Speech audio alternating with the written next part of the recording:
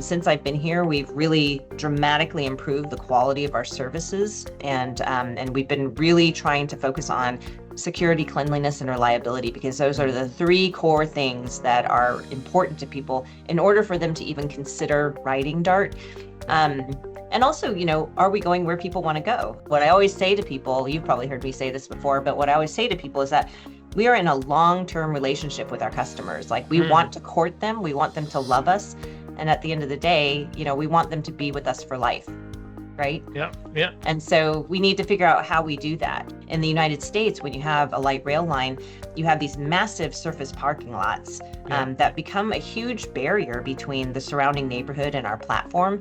And what we want to do is start to blend that space so that we can bring people closer to our platform, and they can see that Dart is part of the fabric of the community in terms of the built environment. So we are working really hard to figure out how we leverage our land assets to do more for our communities. Welcome to the Mobility Innovators podcast. Hello everyone, welcome to another episode of Mobility Innovator podcast. I'm your host Jaspal Singh. Mobility Innovator podcast invite key innovators in the transportation and logistics sector to share their experience and future forecasts. In this episode, we'll be discussing the urban mobility landscape in Dallas, a city in Texas. Today's guest is responsible for running transit system in Dallas. She's the president and CEO of Dallas Area Rapid Transit. She aims to improve the rider experience, enhance service reliability, and increase ridership in the car-centric Dallas region. With nearly 30 years of experience in transit agency, she brings a wealth of experience in public transportation management and infrastructure projects.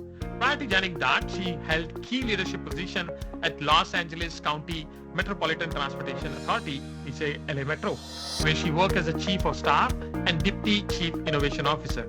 One of her notable achievements at LA Metro was leading the development of the Vision 2028, a strategic plan aimed at improving mobility for Los Angeles County residents.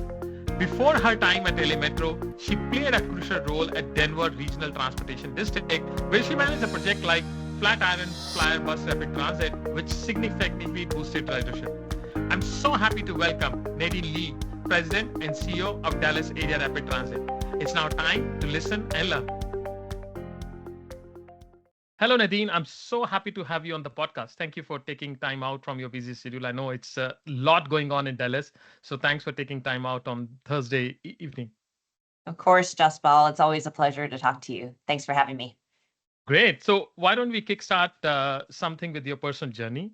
You had such an amazing journey in public transportation sector, work on many key projects in Denver, Los Angeles, and now in Dallas. It'll be very interesting to know what are some of the key milestones in your career so far, and any interesting fact about your career which is not on LinkedIn or not many people are aware about it. Well, I have to remember what I actually have on LinkedIn. That's the first thing. But in terms of major milestones in my career, as I think about the things that really were turning points for me, I think I have to start out by reminding everybody that the original job that I had in my career, the first job I had in my career, was actually as a highway design engineer, where I worked for a consulting company in Kansas City, designing highways, designing roadways, and doing something that I was not really that excited about. I was kind of embarrassed to tell people what I was doing for a living. And about 6 years into that, I had this opportunity to move to Denver and work in transit, still in consulting, so on the private side, but to work in transit. And that specific project was what is now the Southeast light rail line in Denver. And I was working on it when it was still called T-Rex, Transportation Expansion.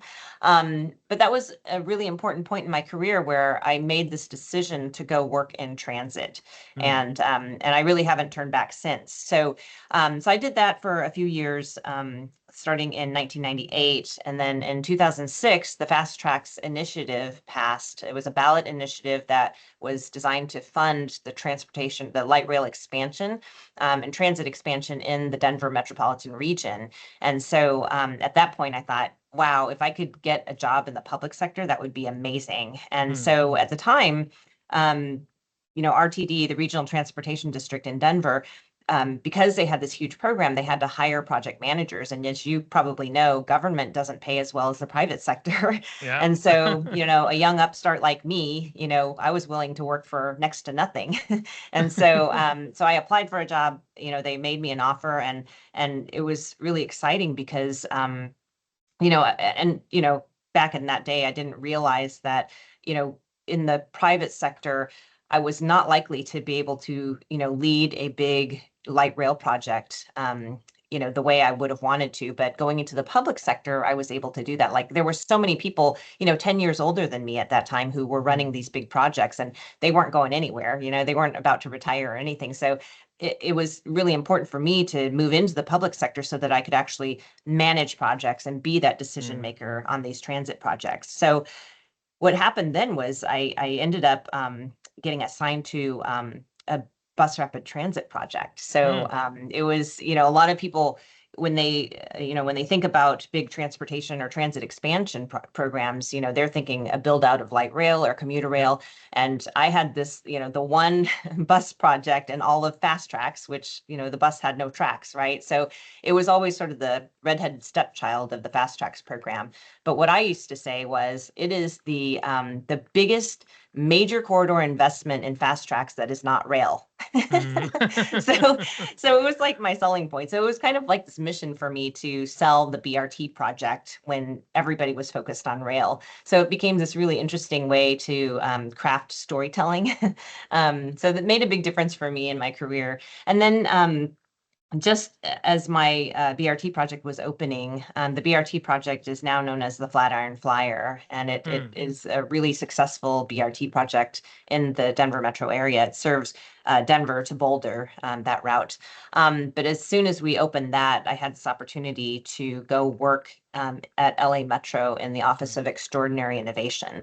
And I'll tell you that the reason that was a significant milestone is because it was a big departure from the traditional engineering career path. Yeah. And I was really, in my mind, I was risking, all of my education and the career that I had built as an engineer and doing construction and things like that, and saying, you know what, I'm just going to throw that away and go work in innovation, which was, already something that was very, everybody was talking about innovation, but nobody really knew how to do it. And so Phil Washington, who was my boss back in Denver, he ultimately became the CEO at LA Metro, and he started this Office of Extraordinary Innovation. And we created this department that had not existed in any transit agency before, at least not in the United States. And it was kind of a joke, like we always said, because everyone said, what, isn't ordinary innovation good enough? You have to be extraordinary. And the joke was, well, if you don't know why it's extraordinary innovation, then you're missing the point. Because we wanted to be the best. We wanted to be, much more progressive and, out of the box thinking than anyone else. We wanted to be, really at the bleeding edge of the industry.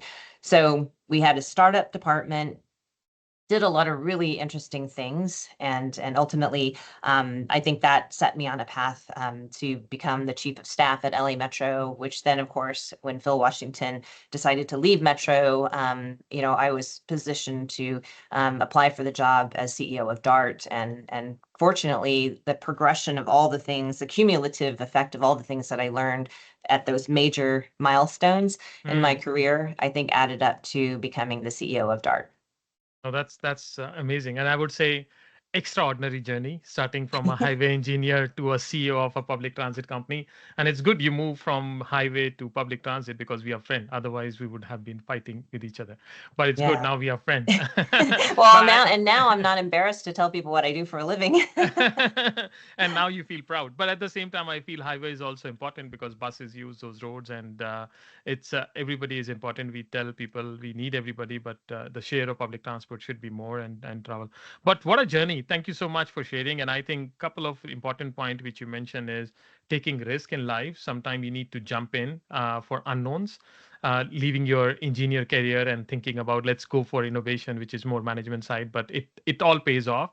And I always feel that it's always important to have a role of a mentor. So finding a right mentor in your life, play a very big role in your career. So great to see. And I'm pretty sure you will be mentoring a lot of other young talent and carry Sure. forward that light. So thanks, Nadine, for sharing this. Now, about your current role, you mentioned about you moved from LA to Dallas in 2021. And LA, a city of angel, or I would say a city of a good public transit network because they have light rail, they have system, metro, buses, and all. And you move to a city, Dallas, which I will not say it's not a good city, it's a nice city, but they don't have a many public transit network, and it's not a city which is known for public transit.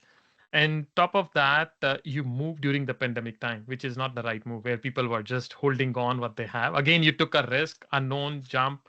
So I'm curious to know why that move and how you feel that Dart has evolved in last 4 years from 2021 to 2024 now. And if you can share a little bit about the Dart mandate, what Dart do, and because this podcast is international, so a lot of people, if they're not aware about Dallas and where Dallas is and how big is Dart, so it will be good for them. Well, thank you for that question. Let me start with a little bit about DART itself. So DART is, we are the public transit authority in a 700 square mile service area.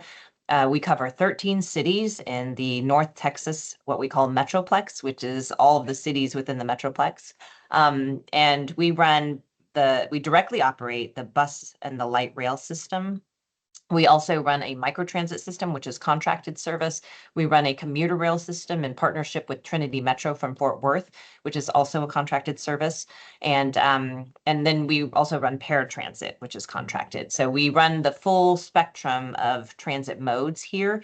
And I think in the past we've dabbled a little bit in things like bike share and scooters and things like that, but that's all coming back now and mostly in the hands of the cities that we serve. Our area is about 2.5 million, maybe 2.7 million people. And the broader Metroplex is getting close to 8 million people. And so we only serve a fraction of our Metroplex. So our mandate really is trying to provide additional mobility services for the people in our service area, because we know, as everyone knows in the world, we know that we can't build ourselves out of this problem that we have with trying to transport people from point A to point B.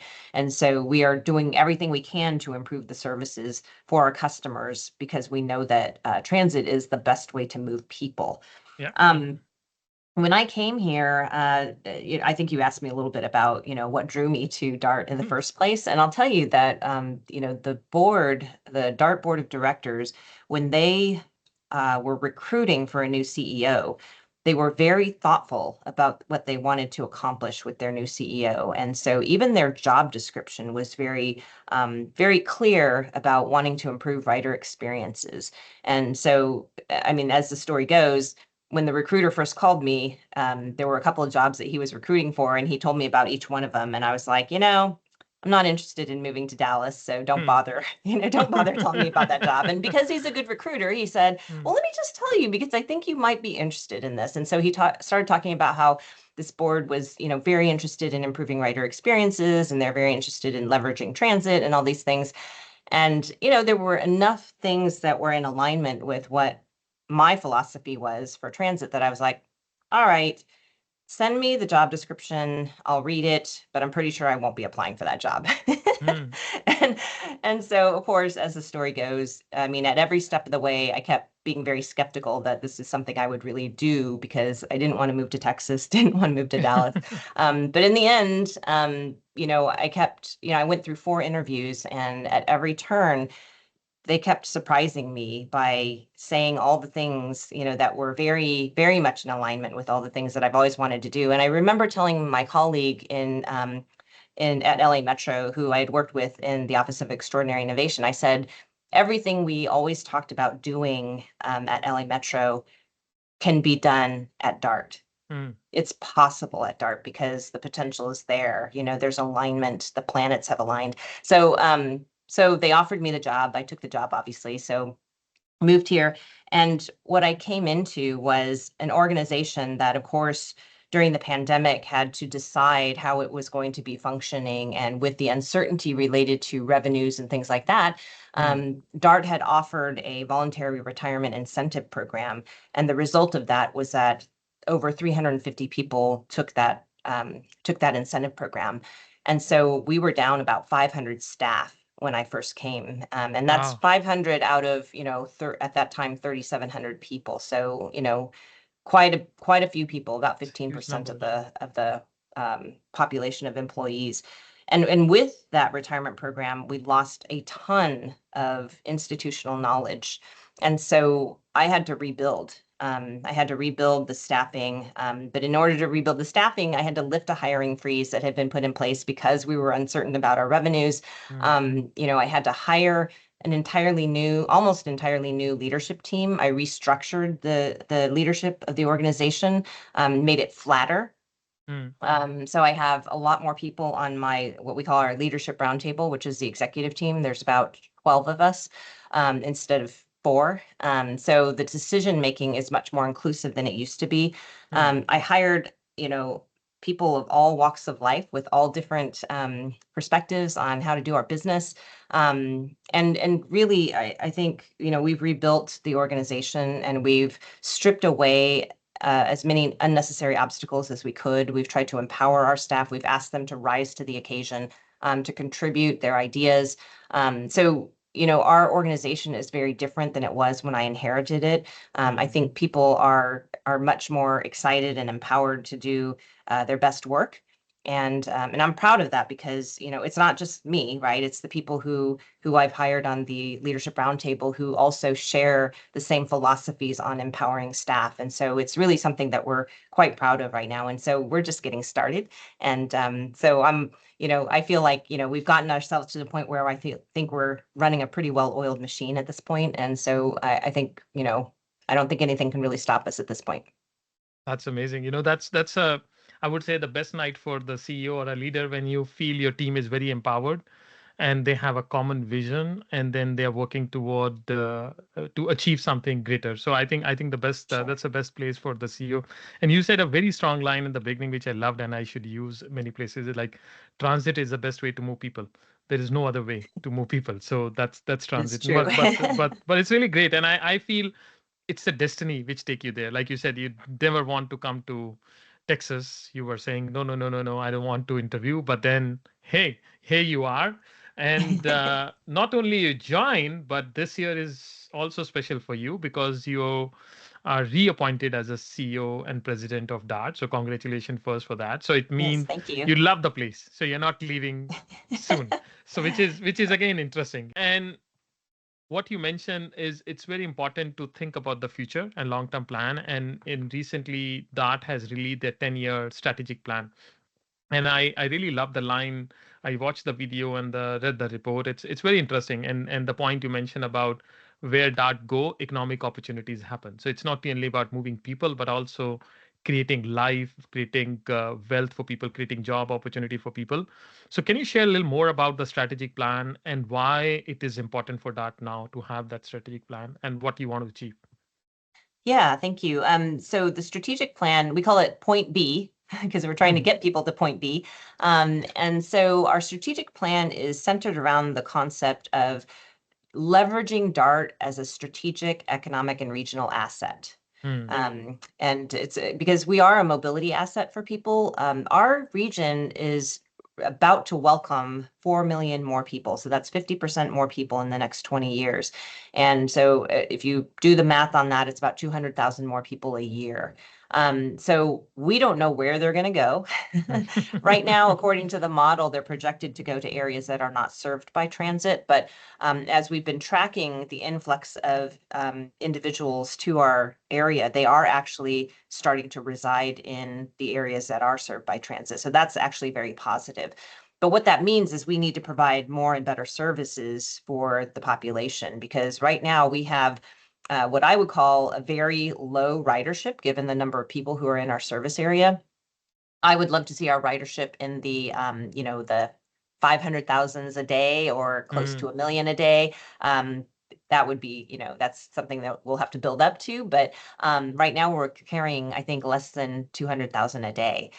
So we have a long way to go to attract people. But it's not because we don't run a good service. Since I've been here, we've really dramatically improved the quality of our services, and we've been really trying to focus on security, cleanliness, and reliability, because those are the three core things that are important to people in order for them to even consider riding Dart. And also, are we going where people want to go? When I first got here, back in, actually, it was about 2 years ago, we restructured our bus network. The bus network had not been looked at in 40 years. And so, we'd been tweaking it all along, but we never did a wholesale restructure of the routes. And we've never really been as thoughtful until 2022. We've never been as thoughtful about where are the current travel patterns happening? Where is the current travel demand?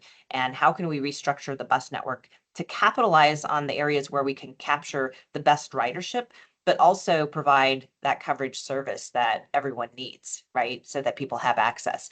And so, so that was a big thing that we did, just right after I started working here.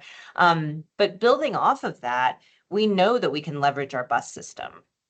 We know that we can provide much better services to everyone. And so our strategic plan, we rewrote the vision of the organization, we wrote the mission of the organization, and then we also set 6 new strategic goals that are organized in 3 kind of audiences.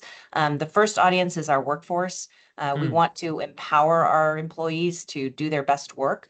And we want them, like I said earlier, we want them to rise to the occasion and want to contribute to the outcomes we're trying to achieve. So we want them to bring their creativity and their energy and their passion to make everything that we do better for our customers. And then the second bucket is about the quality and connectivity of our services for the customers. So we know that we can provide a better service, and we know we can do it efficiently. But not everything we do has to make our lives better. Like, we should really think about how we make the customer's life better, right? And what I always say to people, you've probably heard me say this before, but what I always say to people is that we are in a long-term relationship with our customers. Like, we want to court them, we want them to love us. And at the end of the day, we want them to be with us for life, right? Yeah. And so we need to figure out how we do that. And so that's what the kind of second or the third and fourth goals of our strategic plan are about. The fifth and sixth goals are about community building and relationship building. The first part is fantastic spaces. It's leveraging all of our land assets to try to do more for our communities, to activate the space, to make them economically productive for our cities and for the communities that they're in. Because a lot of times, and this is probably not as true in Europe or Asia, but in the United States, when you have a light rail line, you have these massive surface parking lots that become a huge barrier between the surrounding neighborhood and our platform. And what we want to do is start to blend that space so that we can bring people closer to our platform, and they can see that Dart is part of the fabric of the community in terms of the built environment. So we are working really hard to figure out how we leverage our land assets to do more for our communities. And along with that is just the recognition through our strategic relationships goal, the recognition that we don't do things alone. We rely on working with our stakeholders, with our communities, with the residents nearby to integrate transit into the fabric of their life. I mean, amazing. You remember all 6 of them by heart. So I've been talking about it a lot.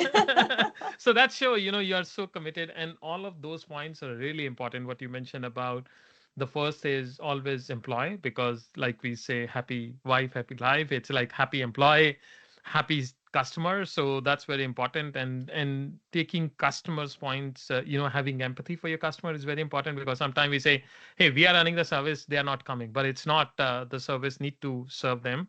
And in fact, we had some European friend last week in US, and they were shocked to see the parking lot near the station, and they were like, how can you have such a big parking lot? You guys are living in luxury. And we're like, yeah, that's a reality. And like you rightly said, it's actually a barrier between a community and the transit. So how can you bring them closer? That's very important, and that play a huge role. So thanks for sharing.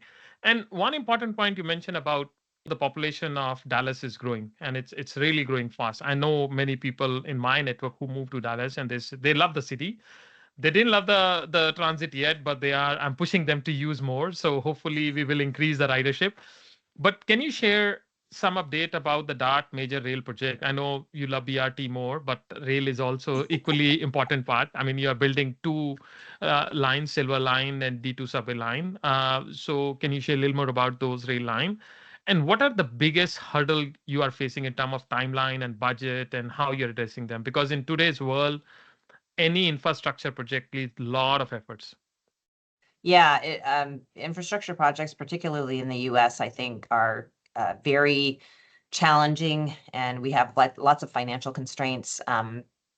So let me talk about D2 first, because D2 is a project that, for those people who are unfamiliar with D2, it's the proposal to have a second light rail line through the downtown Central Business District in Dallas to provide an outlet or a relief valve for some of the pressure that we're experiencing on Pacific Avenue, where we run the light rail line through downtown.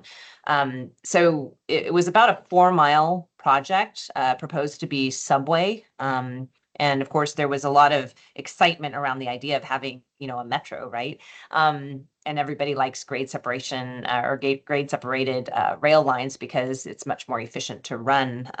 So we ran into a number of challenges. When I first got to DART back in 2021, we had taken about a year-long pause to have a second look at the east end of the alignment and to determine what the appropriate alignment should be through that eastern section.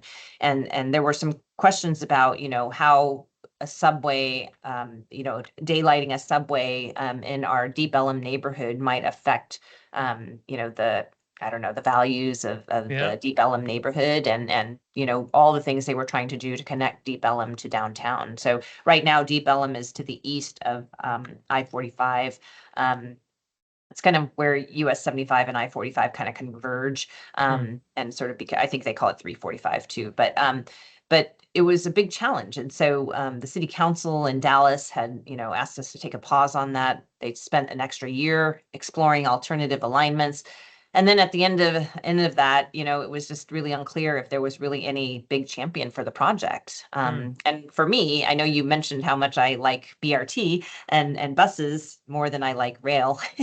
And there is a little bit of truth to that. And I think, without getting into a big argument about which is better, I think everything has its place, and everything has its utility. But I think from my perspective, I asked the question, are there improvements that we could be making to our existing light rail line through downtown Dallas that, if we did those things right, could we increase the capacity of that part of our line? Because of course, that's the bottleneck of the whole system, because every line runs through there. And the answer was, yeah, there are a lot of things that we could do to improve the capacity of our current light rail. So, in my mind, it was, well, we have a whole lot of things we need to do to get our system to a state of good repair, because it's getting to be 30 years old. And so while we make those investments, should we not invest a little bit more and modernize our system and increase the capacity or the throughput through the downtown area? And ultimately, maybe we could delay the need for a D2, because even though it will cost more in the future, we didn't really know when we would need it, right? Yeah. And so what I didn't want to do is sink a couple of billion in capital dollars into a project that doesn't really give us the relief that we need, when we could spend $2 billion or $1 billion improving, the state of affairs along the entire system. So we had a lot of conversations about that with the city of Dallas, with our board members, and ultimately we decided to push D2 beyond the 20-year financial plan, so that we could take some more time to figure out how we could invest in the system in a meaningful way that would still increase capacity without spending $2 billion there. And so D2 is currently not in our financial plan. And we have a 20-year financial plan. Now, on the flip side, the Silver Line is a significant $2 billion investment that connects from east to west our northern suburbs. So Plano, Richardson, Addison, Farmers Branch, Carrollton. Yeah. Carrollton. And so we're connecting those cities up in the north, from Shiloh Road in Plano all the way 26 miles over to the DFW airport. And that's a significant connection point for our system. We have a lot of north-south travel on our system, but that's because back in the day, it was a hub and spoke system where everything was traveling through downtown Dallas. But now we're going, like in just a year or so, we're going to be opening the Silver Line. We've advanced the construction. When I first came on, construction was sort of stalled because we were still trying to buy right of way for the project. And so in the last 3 years, we actually have dramatically advanced and progressed the project. And so we're projecting a revenue service date of end of 2025 or early 2026. And I'm hoping we can even beat that. But I think, for that particular project, it is an important investment. We may not run a ton of service right away on it, but I think we're projecting like half-hourly service most of the day. And so, as the population grows and starts to use transit more, I think, and as congestion continues to plague us with all the people coming here, I think what will happen is people will more often start to ride the Silver Line and really use it to its maximum potential. So we're really excited about the Silver Line project coming online in a little over a year.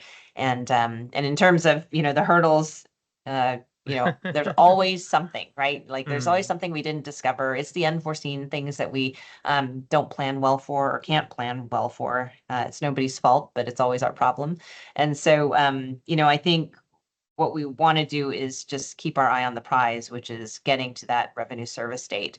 And I think we've done a good job of, working with our contractors and all the different people who are participating on the project we've gotten them to understand the mission, right? Like, let's figure out how to get to the end, get to the outcome we're trying to achieve. And I will say, this isn't just on the Silver Line, but, you had asked me a little bit earlier about the strategic plan, and we have spent a lot of time with our entire staff socializing what we're trying to accomplish with our strategic plan. So everything that we do at DART right now is about giving people a good understanding of the vision we're trying to achieve so that they understand and see themselves in that vision and understand what their role is in making that happen. And so we're getting people to rally around the important things because, from day to day, you have your ups and downs. But if from day 1 to day 365, you've made progress, like that's what we want to do.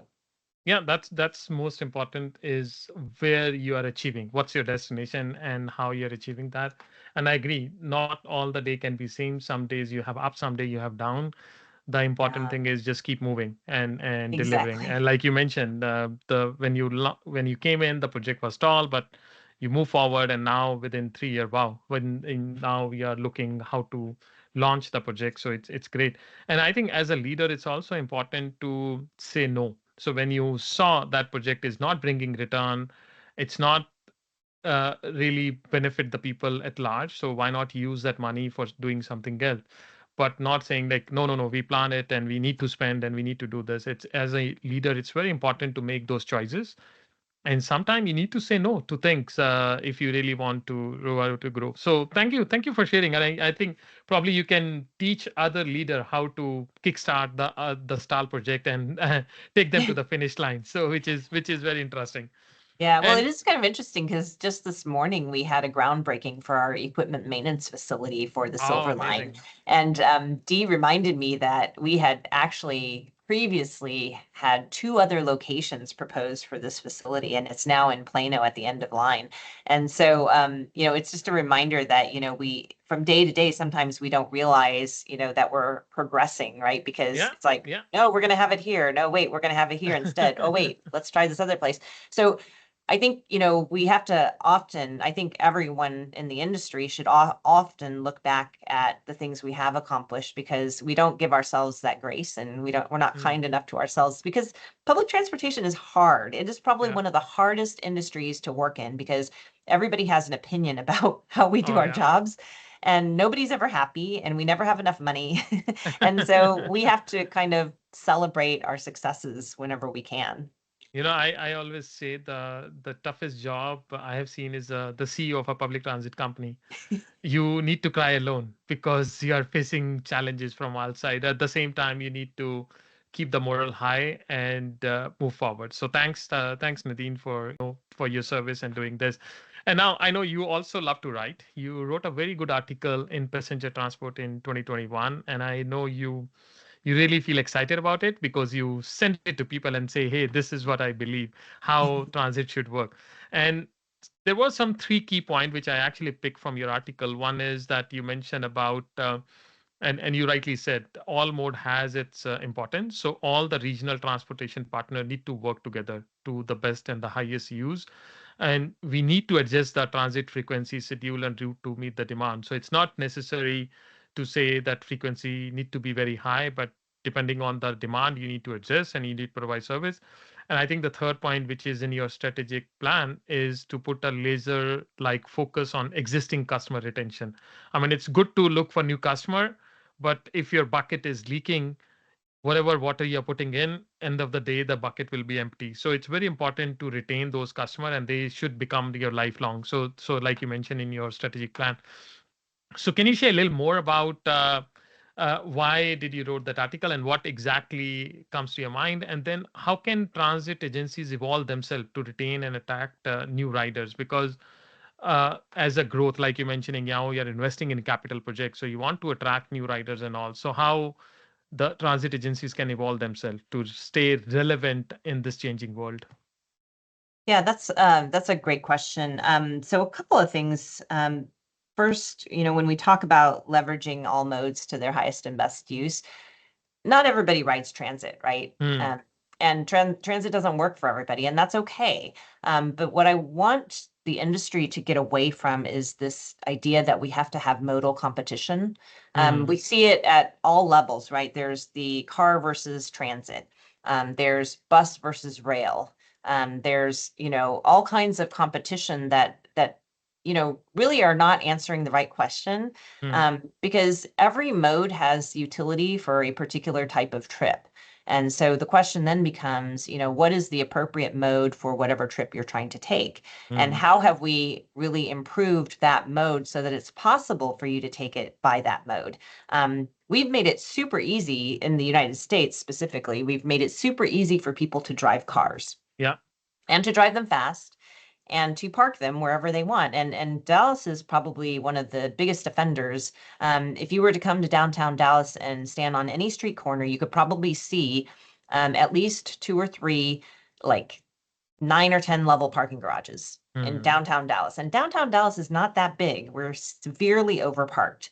And what that means is that there's a ton of land being used to park cars, to store cars. And that also means that, people are driving from long distances to get to downtown. And of course, post-pandemic, the fact that there aren't that many people coming downtown on a regular Hmm. basis, says something. So how do we want to use our land and how do we want to leverage the various modes in order to provide the best mobility and the most efficient mobility without hurting our economic productivity, for example. Yeah. Yeah. Actually, I always cite Hong Kong because Hong Kong, I was there in 2009 on a trip visiting with Hong Kong Transport, and their philosophy at that time was, look, I mean, we don't have space to build out any more lanes of roadway. So what we want to do is we want to move people, as many people as we can move by transit, because Yeah. that's the most efficient way to move people and free up all of our roadway capacity to move goods, to, Hmm. move deliveries, move, not cars, but like trucks and things like Yeah. that. And that made a lot of sense to me even back then. And so when I think about the growth that's happening in our region, and I always say this, but with 4 million people also comes, of course, the jobs and the cars, but like all these 4 million people, do you think that I mean, do you think they're not ordering from Amazon or from Wow. Uber Eats or all the different, like home delivery services that will clog up all of our curb space, all of our local street space? And if we think that that's a future that we want without any sort of mitigation possible, then I think we have something else coming to us because Hmm. you know, I mean, I've said, I think maybe in that article that you were referencing, I may have said that there are a lot of similarities between Dallas and Los Angeles, where I used to live. Hmm. We have a highly decentralized landscape as far as businesses and activity centers go. And unlike Los Angeles, we are very sparsely populated, not very dense for our built environment, which makes it that much harder to provide transit for people. So we have to really kind of rethink what we're going to be doing in the future in order to make our transportation system work as best it can. Because again, it's about economic productivity, right? Yeah. How are we going to remain, an economic powerhouse in the future when when 4 more million people are here?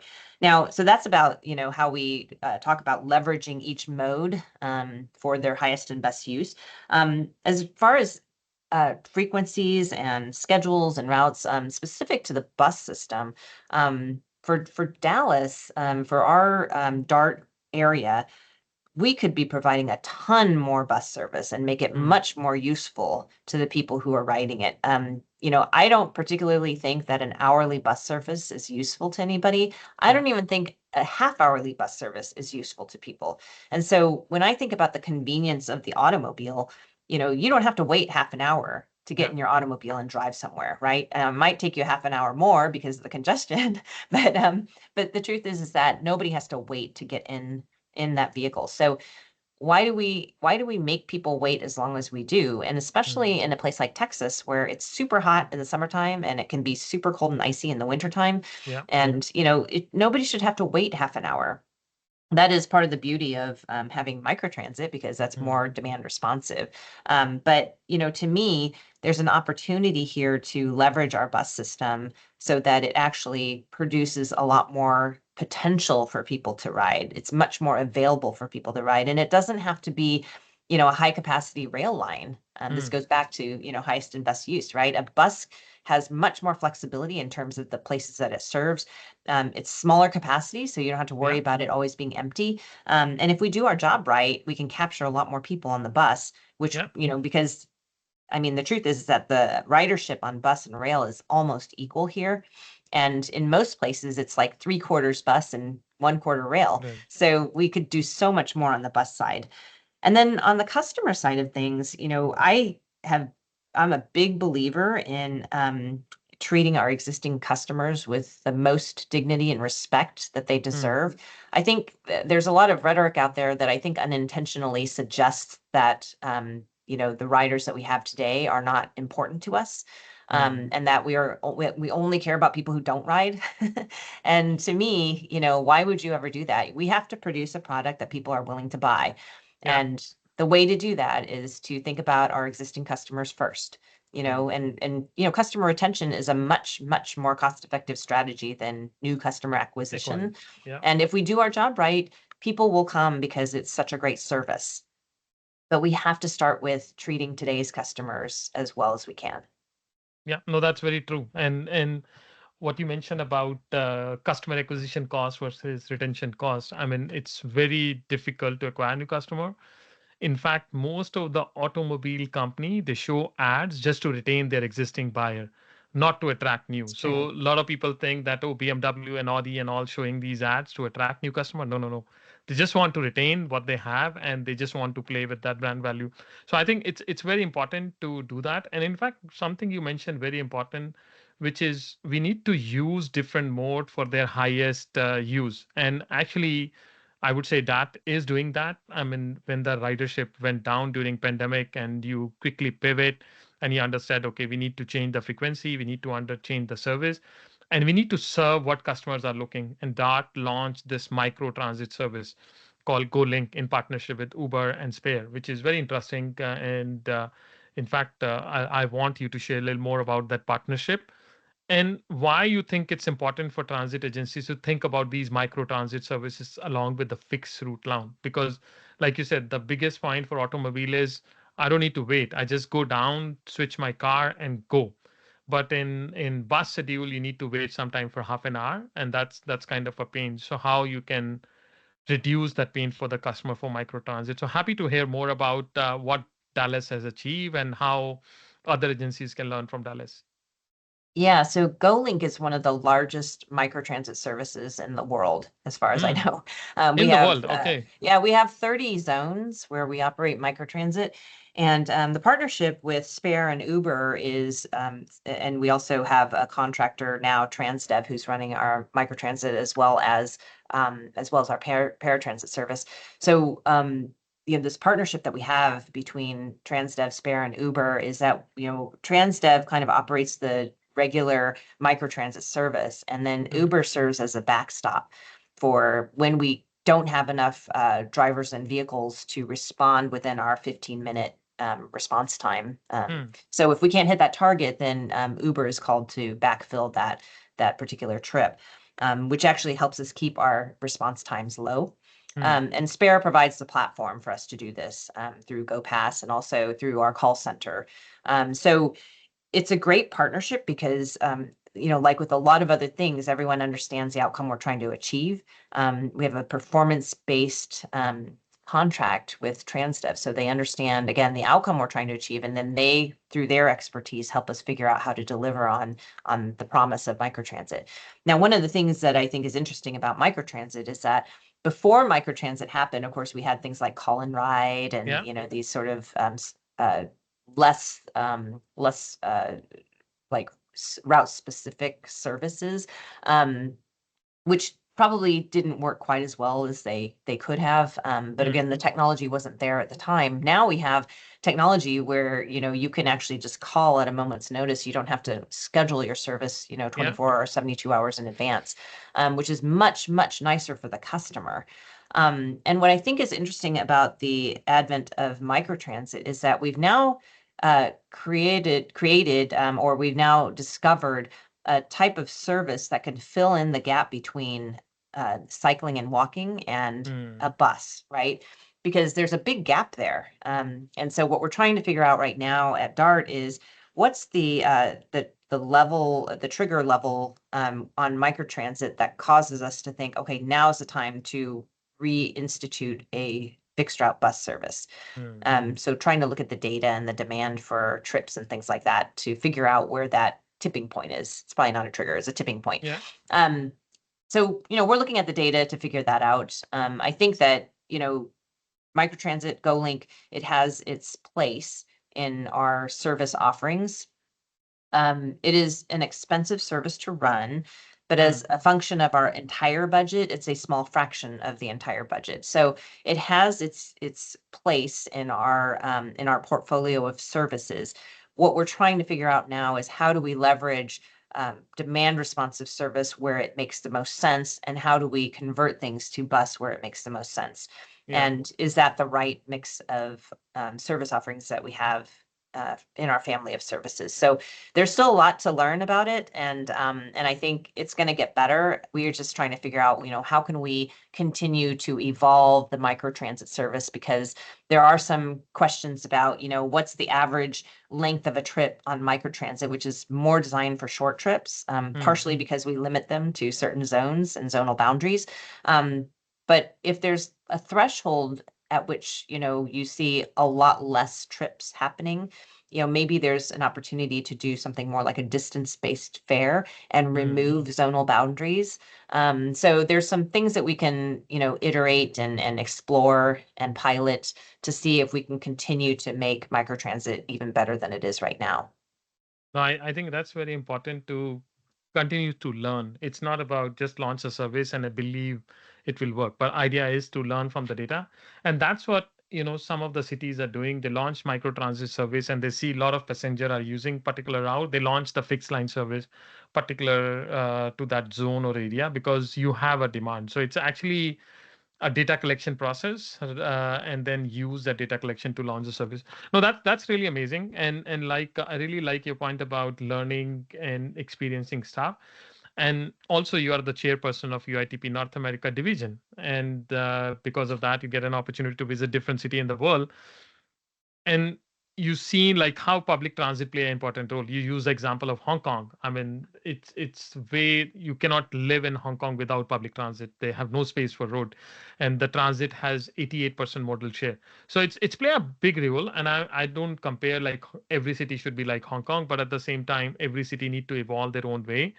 The challenge in North America is like you mentioned, our cities are designed for car. Like you have 9 and 10-story building for car parking in Dallas downtown, and at the same time we are talking about lack of housing and housing affordability. So we really need to make a choice. What are the biggest challenge you think for us to shift the public perception of transit in such an environment where it's so easy to use car? And what strategy like you are trying in Dallas, and I'm pretty sure you must be trying every day some new idea to bring passenger and shift ridership, is what strategy you feel effective in encouraging ridership? I love your point, what you said in the beginning, cleanliness, security, cleanliness, and reliability. You just do three things and do. But what are the other strategy you're implementing to bring the ridership and encouraging people to use public transit? Yeah, there's a lot of levels to that. So I think let me start by talking about the concept that there's a panacea for Mm, solving the ridership issues in the US. There's not a panacea. There are lots and lots of reasons why people don't ride. mm, And some of the most basic ones are, does transit actually go where they want to go? And does it go there efficiently and quickly? So, I think one of the reasons we don't capture more trips on transit is because we're not very efficient. And I don't mean we don't operate efficiently. We are not efficient for the customer. And so we just had a statistic come out with our customer satisfaction survey for 2024 that talked about the high percentage of people who ride DART today who have to take a 3-seat ride, not even a 2-seat ride, but a 3-seat ride. And I can't remember if it was somewhere between 30 and 40%. But it's a high percentage, which tells me that we don't provide that connectivity that people are looking mm, for. And so if you imagine with every change of mode or every change of bus or whatever, you lose a certain amount of riders, yeah, right? So if we could fix some of those things, and it's hard to do in a decentralized environment, right? environment. But if we could fix some of those things, I think we would really start to see some changes in the number of riders. But going back to security, cleanliness, and reliability, I think every transit agency in this country should start by saying, have we provided the most basic things that somebody needs in order to think about riding? Have Mm, we provided that, security, cleanliness, and reliability? Have we provided speed? Have we provided the connectivity? And let's think about, from the perspective of the customer, what they need to be mm, attracted to use the bus. Now, on the bus side, I will say that it is extraordinarily hard to communicate how best and how easy it could be to ride the bus. yeah. A rail line is easy, right? Like you have fixed stations along a fixed route from point A to point B. You don't have that many stops, and people know, right? People know how to read the map because the genius who created the dot line map, I think, was from London Underground, and I think, that map has endured the test of time. But Mm, bus routes, we have stops every 2 blocks sometimes they're every 4 blocks, and we don't even show them on a map because they're far too close together. mm, So it's a really difficult hurdle for us to figure out how to communicate to people how to ride a bus to get to their destination. Now it's gotten easier with technology because we have trip planning, yeah. and you can just put in your destination and they can tell you which buses to get and at what time. And then we also have real-time information, so we can tell people when the bus is going to be coming. So that all helps. And so we just have to continue to push to try to make things easier for our riders to understand how to ride. Um, so I think that's something that we really need to be thinking about. And I think, you know, trying to ensure that we don't always prioritize cars. I mean, I think Mm, that, particularly in this country, and I said this actually just last week when I was on a panel, somehow in the development of our built environment, particularly here in the North Texas Metroplex, we've sort of forgotten that people live here, right? We've yeah. forgotten about the humans that are actually the ones using the systems and shopping and spending money and dining and interacting, having social interactions and, conducting economic transactions at all of our different locations. And because we've forgotten about people, we've designed everything for the car. And Mm, not just the car, but the single occupant vehicle, right? So I think if we are starting to focus our attention on human beings and what it yeah. means to have a good quality of life, we might want to think differently about how we build and produce, new neighborhoods and new homes and things like that for the human beings who live here.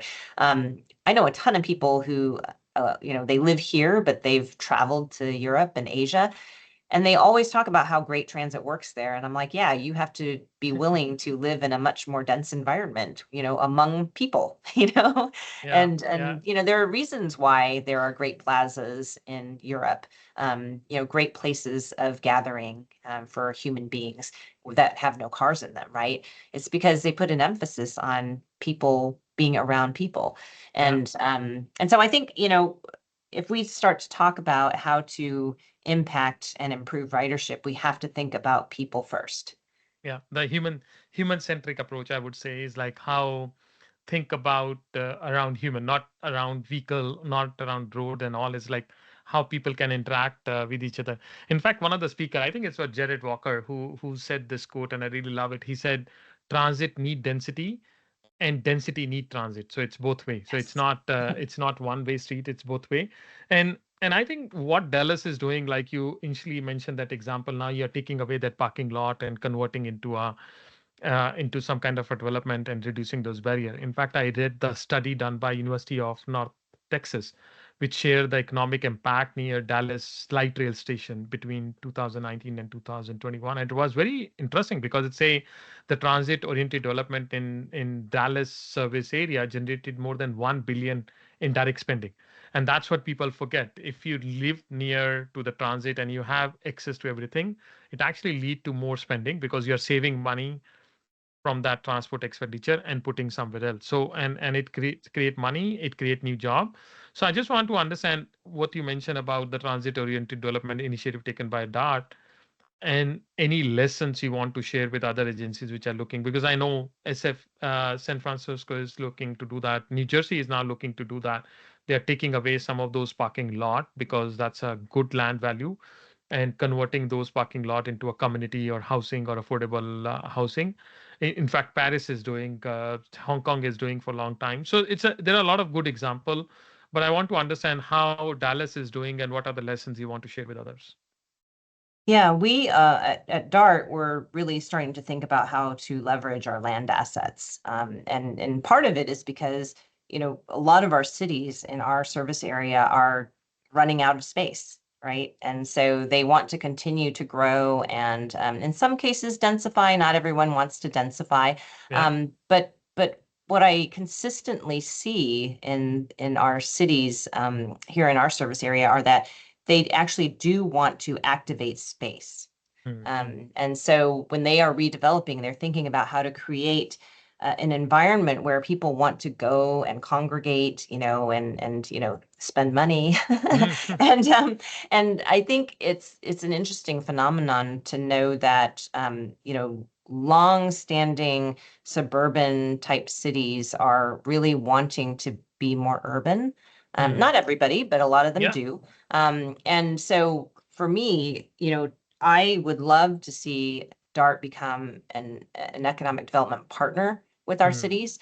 And I don't know exactly what that looks like, but to me, if we have a land asset, I would love for us to leverage that land asset to contribute to the realization of a city's vision for Mm. certain areas of around our stations. I'll take the city line development in Richardson, for example. Right up at our City Line station, Richardson has built a ton of new rental apartments. I don't think any of them are for sale. They might be. I'm not sure, but they have a lot of housing units, and they have street level retail and restaurants and things like that. And even today, when we were coming back from our groundbreaking, we drove through that area, and there were tons of people walking around. Some people had just gone to the grocery store. So some people are probably working from home, Mm. and the space is active and alive. Mm. And, to me, if we can, make our spaces alive, I think it'll make our cities much more interesting to be Yeah. in and much more attractive for new residents. Because I think today, not everybody wants the suburban home that's like, 5 bedrooms and, 3-car garage and things like that. Not everybody wants that, right? A lot of young professionals want spaces where they can, walk everywhere they want to go. Because not everybody wants to drive. And Yeah. so, trying to, like, when I think about the 4 million people who are coming to our service or coming to our Metroplex, I think, okay, let's leverage Dart as an asset. Let's find ways to make Dart the reason people come to the service area. I want people to, think of having Dart as this huge benefit to them. Even if they don't take it, they want to have Dart as the opportunity to take Dart wherever they need to go. And because we do such a good job in the future that, that we have attracted as many of those 4 million people to our service area, and we've been able to grow and densify and become, the best place to live in North Texas. I think it'd be great if, 4 million people came to just our service area. Yeah. It'd It's be a amazing. ready-made ridership. It's a ready-made ridership. And it's like your point about how to capture, how to attract Yes, those people of to that course. area. No, that's great. Great to know that you're working on those component. And in fact, I like if we look at the international example, like JR East in Japan, I think if I'm correct, like 33% of their revenue come from the rental and other commercial activities. So sometimes they call themselves as a real estate company, not as a transit company, because they have invested in these infrastructure. And like you mentioned, if you can use those assets, you can actually provide cheaper transit to people and sustainable. You can have higher frequency. You can provide better connectivity, but some way you need to really think out of the box. You can't just think about running a service which is 1 hour wait time. Nobody is going to use it. Yeah, I mean, that's definitely something we want to look into is, what would it take for Dart to be a real estate company, right? Yeah, Because I think that that is part of the equation, because we don't have to stand idly by and watch somebody else do a building it TOD. We and can be an active partner in that. And we should be because it's our land. yeah, and TFL is doing the same. Transport for London, they actually Right. created a new commercial entity Yeah. to Places for look. London, I think. Yeah, places for London. So they are looking actively how they can use their spaces to leverage. So I think it's a new trend, and we need to, like you mentioned in the beginning, the transit need to evolve. The transit agencies need to evolve and think about it. Now, one point I want to discuss with you is which you highlighted again and again, the security. And I think safety and security is emerging as a very key factor which influence the modal choice. If people don't feel safe, nobody's going to use transit. And we all know it's becoming a more increasingly biggest issue in North America, both in US and Canada. We see people don't feel comfortable in transit, and a lot of cities have their own transit police. They are working with police. In fact, LA Metro is now launching or reintroducing their transit police, and it will cost them like $200 million or something. It's a big money, but it's very needed. I mean, I don't say it's not required, it's needed. But how do you think transit can tackle these issues? Because I can understand DART must be facing the same issue. So how you are addressing that safety issue? Yeah, that's a great question. And I think there are a lot of new ways to tackle the issues. And again, like with, customer experience, ridership, I think there's not only one way to solve this problem. I think historically, because we always react to situations that happen on our systems, one particular bad incident causes everyone to say, okay, we need more police on the system. Well, the truth is that not everyone feels more secure when there's Hmm. armed law enforcement presence on our system. So at DART, we actually have a new security strategy that starts to look at other ways that we can create a safe and secure system for people. And part of it was when we created this security strategy, we wanted to start with what's the outcome we're trying to achieve? What's the Hmm. problem we're trying to solve here? And really, for us, it's not just having visible presence on the system. For us, it was we want people to feel confident and secure so that when they're on the system, they have an enjoyable experience, Yeah. right? And so there's a lot that goes into that. So we have found that, part of security is how clean our system is. And having we have clean teams that ride our light rail system every day. And they pick up trash, while we're in service and things like Hmm. that. And they do have uniforms. And what we found was that people they felt more secure just seeing somebody in a DART uniform. So it didn't have to Hmm. be law enforcement Yeah. specifically. It could just be somebody who was wearing the DART logo somehow. And so that was a great find for us because what we learned was, okay, So visible presence doesn't have to be police. It can be so many other things, so many other people. So you could have ambassadors, you could have cleaning people, you could have whatever. But part of that too was, when we pick up our the trash on the system while we're operating, people see that and they're like, Dart cares.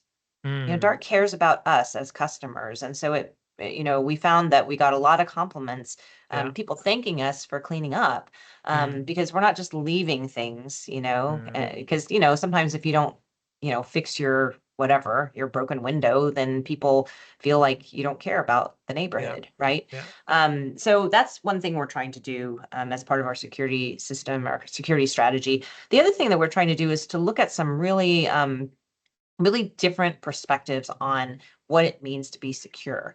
And I always think about some examples from South America where I think there's just this culture in the riding public, this culture that wants to take care of each other, right?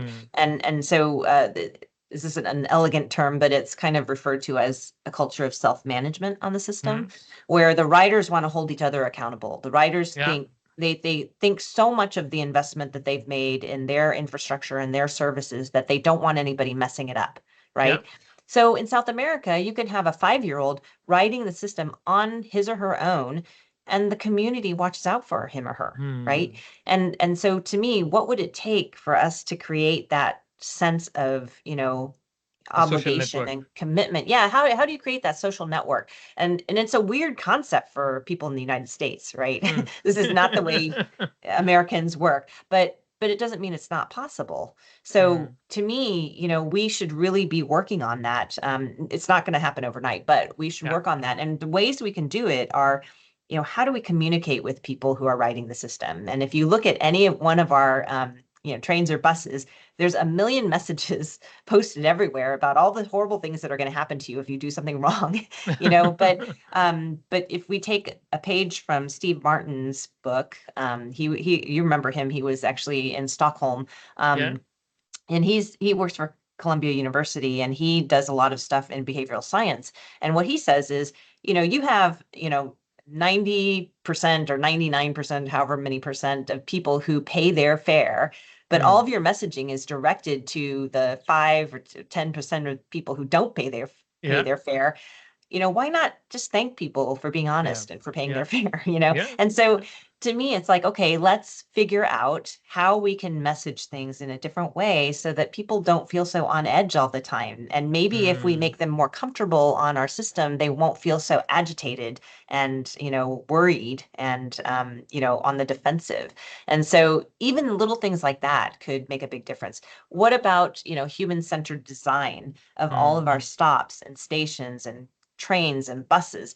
If we create an environment where people feel good, feel enlightened and feel, proud of the infrastructure and the services that we provided for them, maybe they'll be more inclined to take care of it. So Yeah. we don't really know if that'll all work, but to me, that's a better strategy than just doing the traditional status quo thing, which is just flooding your system with security, like armed law enforcement. So we're just trying to start some different initiatives that we hope will, result in a different outcome. No, I love your point because what you mentioned is, it's like a glass half full and half empty, where you want to focus your energy. You want to look at the half full or you want to look at the half empty. So it's like, it's not even half empty because there are 5% people who create trouble. But where you want to focus your energy, that 5% who create trouble or 95% who are good and working, and by cleaning, I think what you rightly mentioned, it's actually human presence which make you comfortable. When you see the Dart logo, you feel like, okay, somebody is there. If something goes wrong, he will be there. And at the same time, they're making the system clean. So you're solving two issue with the same answers and same method. So which is really great. And I just share one example from MTA New York. So New York City Transit, they are investing money now to change the fluorescent bulb with the LED because the stations are dark. Even if you put 10 Yes. police guy, the stations are dark. So now they said, okay, let's change all these bulb and put LED light, which brighten up the station, and it create the lighting, create the sense of security, and people see somebody is watching us. So I love your approach. It's like where you want to put your energy and do it. Yeah. Now, That's so true too, because I think forever everyone has said, what's the minimum standard? And let's do the minimum because that's what we can afford. And when you start to think about, what works for your customers, so that they feel secure, you think a little bit differently about how you might spend the money. yeah, yeah. And I would say if the system is dirty, even if you put 10 policemen there, you will still feel bad. And if That's system right. is clean and you have just one guy standing there, you will have a sense of security. So I love this approach. I think that's very much required. Now, I mentioned in the beginning the life of the transit CEO. It's very hard, and sometimes I say it's the most difficult job. Now you are a leader for last 3 year and many more year in coming. So as a leader, you need to keep everyone motivated at the same time battling alone many times. You don't have many shoulder to cry and you need to find your own thing. So I'm really interesting to learn some of the leadership lessons you have learned from your experience, from your mentor, and what are the things you look while hiring senior executive, because you mentioned you are lucky to have that senior executive team with you and they are taking, but I'm pretty sure you must have some key checkpoint, like when you hire these people, what do you look in the people? Yeah, those are all great questions. Let's start with the leadership lessons. So, and I've made plenty of mistakes, just so you know. I So you're more have, experienced. I'm more experienced. Don't make the same mistakes I've made. But I've been very fortunate to have some wonderful, wonderful sponsors and mentors. Phil Washington, who was the CEO at LA Metro and is now the CEO at Denver International Airport. He's been such a great person to to test things with, and when I have a bad day, he reminds me that we need to live to see another day, so we need to survive that Mm-hmm. day. So not to feel so beholden to just the 5 or 10 year time frame, but like there are times when you just have to get to the next day, and so Yeah. it's a good reminder. And so other leadership lessons are just, I think, really learning how to listen to people and what they're saying, because you Mm. can never expect people to necessarily articulate exactly what they're thinking. But it's okay to, ask questions and be curious and try to unpack what it is they're trying to get at, because I think that that is a special skill to be able to listen well and to understand and repeat back to people what they're saying. Um, the other thing is, I think it's really important to trust your staff. Mm. You hire good people, let them do their best work, and do your best not to micromanage them, which is hard to do. As somebody who used to be really micromanagey, but I also understand that I've come from a background of really being a perfectionist, and Mm. I've learned to adapt and not expect perfection, but are things perfect enough? Mm. Like if we've missed the brief altogether, that's a different story. But when that happens, I have to look at what I've, communicated to people and make sure that I've actually appropriately communicated my expectations. And really, I think one of the biggest things that I've learned as a leader is to be okay with being the dumbest person in the room, Mm. You And have I to. say that like very lightly, because I kind of joke to people about, I want to be the dumbest person in the room, even as a Mm. CEO, because if I've hired people who are better than me, that's a great thing. I'm not afraid of that. I am not afraid of my staff being smarter than me. Yeah. Um, because they're the ones who can help us achieve this mission, right? And so, speaking to the leadership roundtable, and what we look for when we hire executives, first of all, I say we because it's not just me who's hiring them, right? We actually, when we hire an executive into our team, they go through a very rigorous process. There's at least 5 people on the panel when we Mm. interview them. We take them through at least 2 interviews, if not 3 or 4. And what we test for, what we look for when we interview them is, leadership skills. We're not asking them about technical skills or technical knowledge, because we expect that they know enough. Yeah. And really, when you're at the executive level, it's not really about subject matter expertise. but really being able to understand quickly the situation at hand and figure out how to tackle it. So we have hired a lot of people, and this came from Phil, a lot of people with the same instincts, but different skill sets, because the Ah, diversity of thought around the table is incredibly important. And then the other thing that we do is, we really look to see, just how passionate they are about what they do. mm, Why do they want to work at Dart? Dart's not an easy place to work. Actually, no yeah. transit agency is super easy to work. But if you don't come in with any passion, then you're probably not going to last, because it's Mm, really, really hard from day to day to do this job and be subject to the scrutiny and the criticism. It's hard to do that if you don't care yeah. about what you're doing. And so we look for that, and we look for people who can easily adapt, people who can get along with others. I will tell you that we certainly have strong personalities on our leadership roundtable, but everyone understands the goals we're trying to achieve, and Mm, everyone is willing to set aside their own egos in order to achieve that goal. And we've yeah. cultivated that, right? We've actually done a lot of work to test how our executive team, responds when we're in conflict. We've taken ourselves through conflict, and we've really tried to create a cohesive team that is willing to call each other out when we aren't behaving well and when we're not listening and when we need to be better. And thankfully, we've cultivated a really great team, that, I always tell people, like, the window of opportunity for us to work together is quite short. Yeah. So we must value the time that we have together and try to accomplish everything that we can. Because when the time comes that one of us leaves for whatever reason, it'll be a good reason, I hope. Some of them will probably get promoted to being CEO. When that time comes, it'll be a sad day for us, but a great, great moment for them. Yeah. But we need to enjoy this while we can and try to accomplish as much as we can. That's amazing. I mean, so many lessons, and I can correlate. And I love your the first line which Phil Washington told you: "Live for another day, and you need to survive.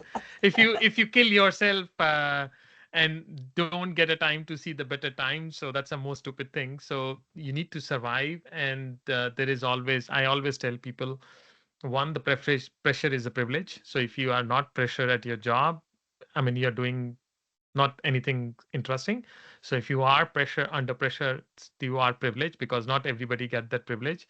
And secondly, you need to we always surround yourself with the smart people and challenge each other, not to satisfy your ego, but to get the best outcome from each other. So when sometime you challenge other person, it's like I tell my team sometimes is, I'm challenging you not to say that I'm smart, but I don't know what you're doing. So can you explain me? Can you tell me what is the outcome you want to achieve? And I think the point you mentioned earlier, what do you want to achieve with the security? What do you want to achieve with the police? You want to make people feel safe. What are the other way you can make them feel safe? Is it the only option, or there are other option? If there are other option, what are those option, and can we do it implement easily or not? So I think that problem framing and is very important. So thanks for sharing. I will put this quote in front of me: live to see another day, otherwise. Well, hopefully you don't have to use that as your thing every day, because Yeah, hopefully there are yeah. more days that you can say, I'm so excited about the 10-year time frame. Oh yeah. But in the darkest moments, you're going to It's be like, important okay, I to have to live another day. it's important to remember those codes. No, at the darkest moment, then you look around yourself for help. So then you can see it. So now this is my last question. And you mentioned you were the Deputy Chief Innovation Officer at LA Metro. You were involved in this extraordinary innovation center. And I'm pretty sure you are excited with innovation and new stuff and all. So now looking 10 years ahead, now you're a future forecaster. So, or soothsayer, what is your vision for the future of public transportation in the US? And how do you see some of these emerging technology like autonomous vehicle? We saw Elon Musk launching robotaxi, which is $30,000. If it happen, it will be reshape the whole transit. But how do you see autonomous vehicle, and how you see AI shaping transit system? So how you feel excited about next coming 10 years? Yeah, I think AI specifically has lots and lots of potential. Of course, it also has a lot of potential pitfalls, but let's focus on the positive.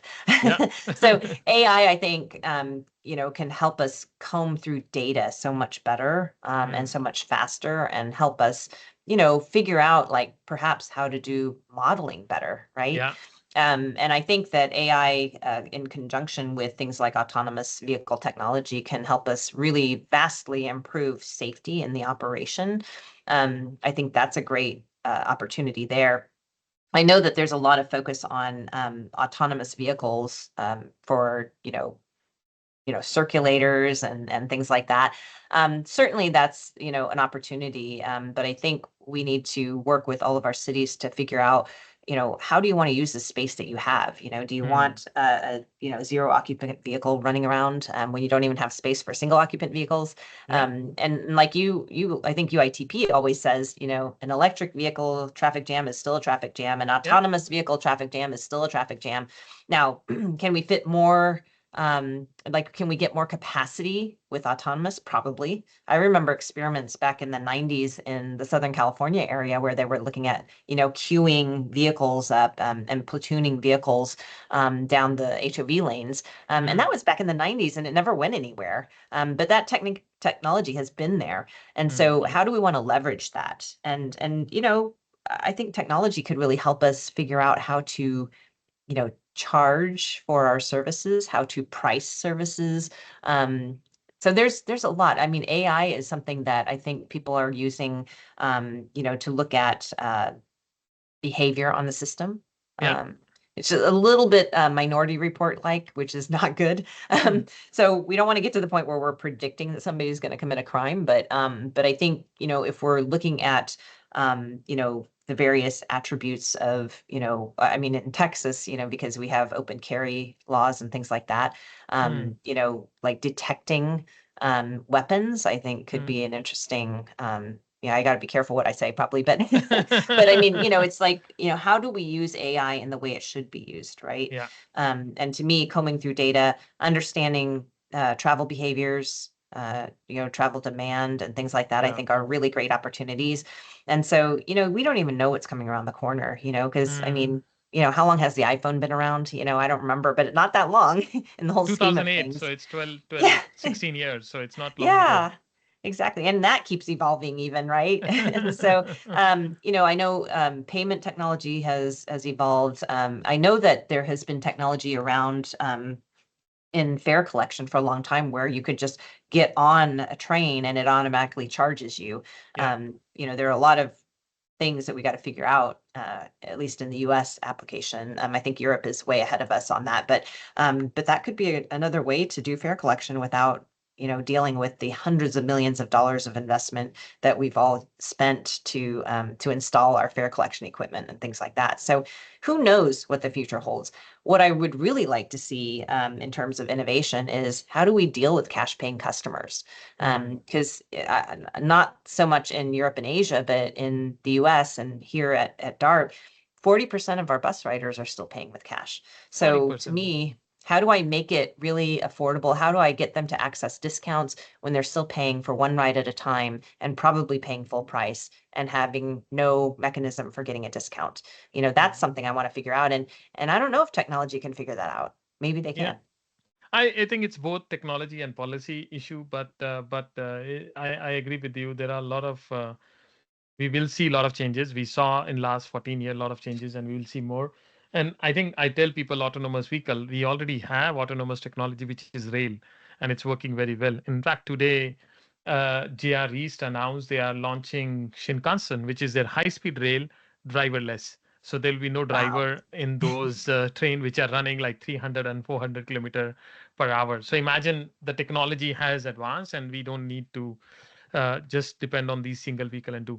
Well, thank you so much, Nadine. I think it was a great conversation. Really enjoyed. Thanks for sharing all your knowledge and lessons. So generally, at the end of the episode, we have this rapid fire question round, and generally now Oh, we know your professional side. Now we want to know your personal side. So if you are ready, we will start with this rapid fire. okay. Sounds good. Okay, so my first question is, if you were not in transit space, or now I would say highway space, what other profession you would have selected? That's an interesting question for me. I actually think I would do something in healthcare. I Hmm. always thought it would be fantastic to get into physical therapy and help people be healthy. Oh, you're already making people healthy, so by using transit, so That's the that's true. outcome is not changed, but the way is Yeah. different. So, but thanks for joining transit and helping transit. Now, which is your favorite city in the world and why? Oh, that's a hard one. I think my most favorite city in the world is Paris, but London is a Oh, close second. And I think it's Paris because it's just such a beautifully built place. Actually, a lot of cities in Europe are, but Paris has that particular attraction because it's such a center for fashion and beautiful things and wonderful people, wonderful food, and wonderful wine. And I think what strikes me about when I go to Paris is how much Paris as a city as a region has created spaces for people, and you yeah. see families out and about all the time. You see a lot of integration of a mix of people, like many interracial couples and integrated families, and it just seems like a very inclusive place. And Mm. I, of course, I'm an outsider, so I have no idea, but it is always a beautiful place, and I love visiting. And in fact, I'm going to be heading there in a few weeks. Oh, amazing. In fact, I was thinking you will say Tokyo because many times you mentioned Tokyo as a favorite, but I didn't know Paris is your number one. Now, my Well, third I'll question. say that one of the reasons why, and because I do love Tokyo, but Tokyo is probably a little too orderly for me. That's true. It's too orderly, you need a little bit of chaos. I tell Yeah, people, I need a little bit of chaos in life, otherwise it look artificial. I know. Same here. It need to be a little bit chaotic. Now, my third question is, which is your favorite book? Okay, this is always a hard question for me, but I have to say there's two books that are my favorite books, and for Hmm. different reasons. So, the first book that I love reading is The Great Gatsby, and even Hmm. though I don't love the story, I find the writing so beautiful and elegant and lovely and so easy to read, and it just you just get swept away with the language that F. Scott Fitzgerald used, and Hmm. so I love reading it because it's just beautifully written. The second book that I really love and I read over and over again is Pride and Prejudice by Jane Oh, Austen. okay. And it sounds weird to be like, oh, I love this, Victorian, kept woman sort of book. But the reason I love it is because it is a story about a woman who has her own mind and Hmm. doesn't want to be relegated to a status quo expectation of women in that period of history. And so she's funny, and she's demanding, and she's just insistent that she's not gonna just get married, to kind of secure her place in society. And in fact, she shuns this man who she thinks is completely pompous. And as it turns out, like, she kind of accuses him of being a proud person, but she's the Hmm. one who's the proud one, right? And so I love it. I also love it because she has this great relationship with her father, and I had a great relationship with my dad when he was Hmm. around, and we had very similar senses of humor Hmm. as Lizzie Bennett does with her father. So it's something that I just really relate to. So you feel the part of the story. I feel Yeah, the way you love absolutely. it, Not that which I is married the most, uh, the richest man in society, but I mean, because she did. uh, no, but you need to marry with the person who is love you the most rather Oh, than the yes. richest. Yeah, and I Yes. know your husband. He's very nice guy. Yeah, he is. So now my next question is, what is the one thing do you wish you should have learned early in life? Oh, that one's a good one too. This is something that's impossible to, learn early in life in some ways, I think, but I think I wish I would have learned not to be afraid. Hmm. Not to feel like I was going to fail, and only now in my career can I look back and say, I actually didn't have the propensity to fail. Hmm. There were plenty of things that I did wrong, but I didn't quite fail. Hmm. And I wish I would have known at that time what I could have accomplished if I had not been afraid. But I'm okay. No, it's okay. It's part of learning, but yeah, sometimes you Exactly. feel something and it's kind of a lesson for others. So it's not only for you, but for other also is don't be afraid. you will never fail, even if you are in a difficult situation. I mean, they may Yeah. not get the outcome, but you will not fail completely. It will not be a disaster. Okay, so this Yeah. is my last question, Okay. and it's more philosophical. And I always ask the people this question is, if you can change one thing in life, what would it be? So I actually get asked this question pretty often, Okay. and I firmly believe that there's not one thing that I would change in life, because if I had changed any one thing in my past, I wouldn't be exactly where I am right now. When I think of all the things that had to happen for me to be where I am, it's not possible to have changed anything. And so I tell young women, especially, I tell young people all the time, I'm like, I wish I could, give you my brain and, kind of my experience, so that you would know that when you get to be my age, you'll be fine. Because, so many, I mean, it goes back to that thing we just talked about related to not being afraid, because, early in your career, you worry so much that you're making the wrong decision.